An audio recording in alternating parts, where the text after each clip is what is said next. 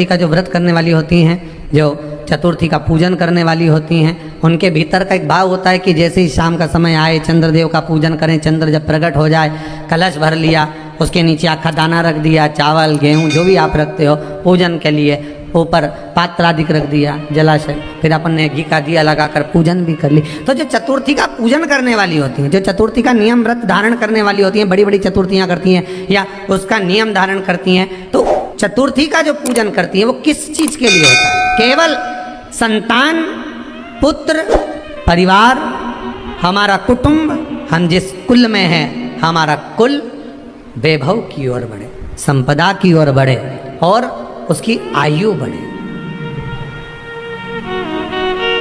उसकी आयु बढ़े, वैभव बढ़े।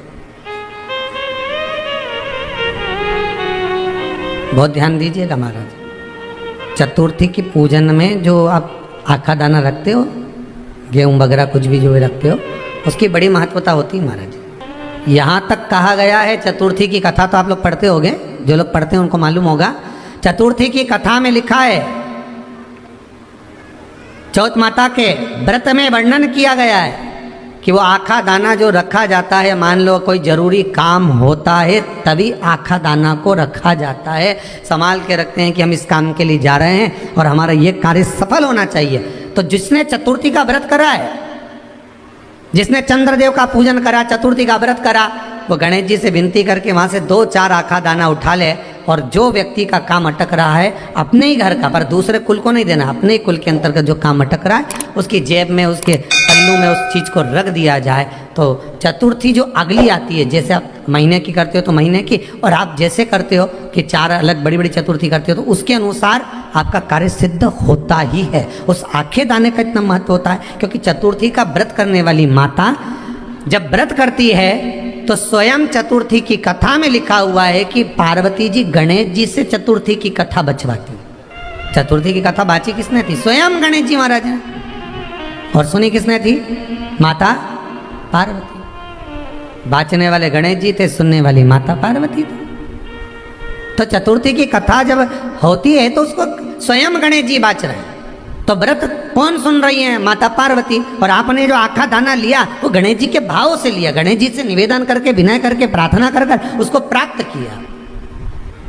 कल से चतुर्थी लग रही है, कल से एक नियम लेना, शमी के वृक्ष की पत्ती, जैसे ये बेलपत्र होता है, शिव को और गणेश को बेलपत्र, शमी पत्र समर्पित होता है। आपको कथा में वर्णन किया था, 33 कोटि देवताओं को भले बेलपत्र नहीं चढ़ेगा, पर 33 कोटि देवताओं को शमी पत्र चढ़ता है।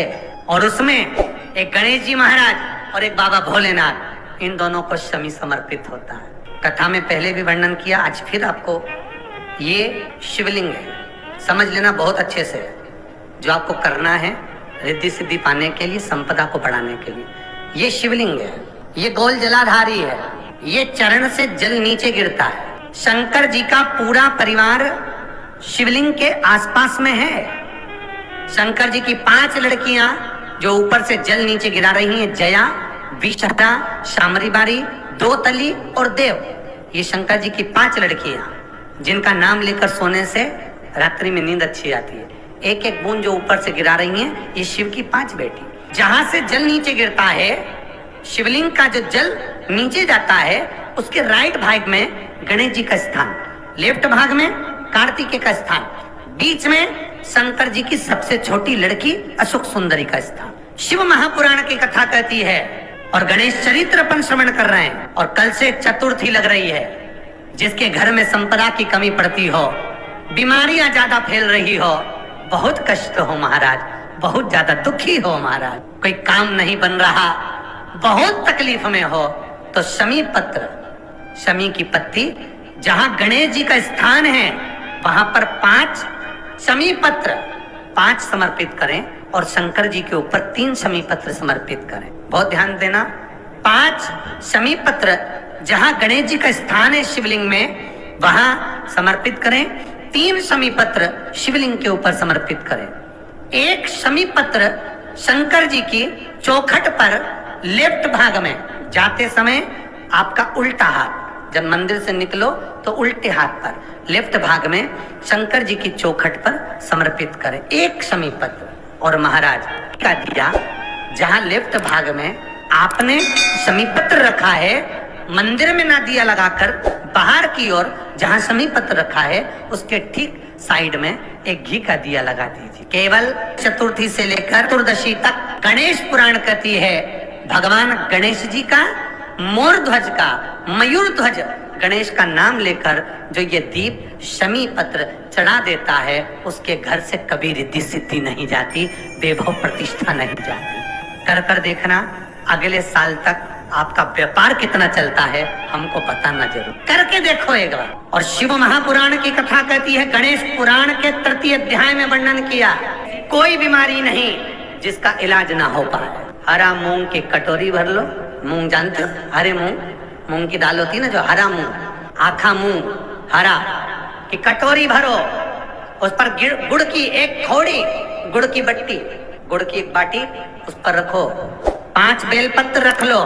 और जिस व्यक्ति को बहुत भारी बीमारी है, कैंसर जैसा रोग भी है, किडनी लीवर जो भी उसके खराब हो रहे हैं, कोई तकलीफ है, बस वो कटोरी में मूंग लेकर उसमें गुड़ की खोड़ी रखकर 5 बेलपत्र रखकर, जिसको बहुत बीमारी हो, दमा, श्वास, किडनी आदि का आदि बहुत बीमारी हो, 21 बार शरीर पर से उतार कर महाराज सीधे हाथ में रखकर नाम गोत्र खुद का बोलकर और भगवान से गणेश जी से विनती कर कर उस कटोरी नहीं लेना, पुरानी कटोरी नहीं लेना, कोई कटोरी घर में नहीं हो, नई कटोरी, और उसको गणेश जी के मंदिर में पहुंचा दीजिए। गणेश जी के मंदिर में पहुंचाएं, गणेश जी के मंदिर में पंडित जी भी बैठे रहे, हाथ में मत देना उस कटोरी को, भले दरवाजे पर चौखट पर गणेश जी के राइट हैंड की ओर, आपका उल्टा हाथ होगा,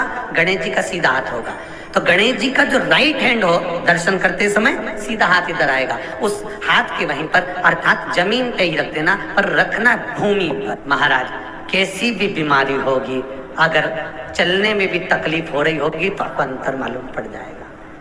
गणेश जी महाराज ने कश्यप ऋषि से कहा, सुनो कश्यप बाबा, आपने मुझे दुर्वा समर्पित करी है, ये दुर्वा जो मुझे देगा वो वैभव प्राप्त करेगा, जो दुर्वा मुझे समर्पित करेगा उसके जीवन में रोग दूर हटेगा।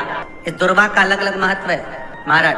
कुएं के पास की सफेद दुर्वा, कुएं के पास की सफेद दुर्वा, यदि 40 दुर्वा गांठ लगाकर गणेश जी को समर्पित कर कर वापिस उठाकर उस दुर्वा को खाली पेट, आपके घर में भी गणेश जी होंगे, उनको समर्पित करो, खाली पेट इस दुर्वा को केवल चबा चबा कर खा लो और आधे घंटे बाद पानी को पी लो। गणेश जी को चढ़ाना, सफेद दुर्वा को गणेश जी को समर्पित कर कर चबा चबा कर खाना, उदर की प्रॉब्लम, जो भी मसा आदि की प्रॉब्लम होती है उदर से जुड़ी हुई होती है, जिस चीज से जुड़ी होगी, पेट की जितनी प्रॉब्लम होगी आपको, जितनी भी प्रॉब्लम होगी वो सारी, कितनी भी प्रॉब्लम हो पेट से जुड़ी हुई प्रॉब्लम जितनी भी होगी, समाप्त।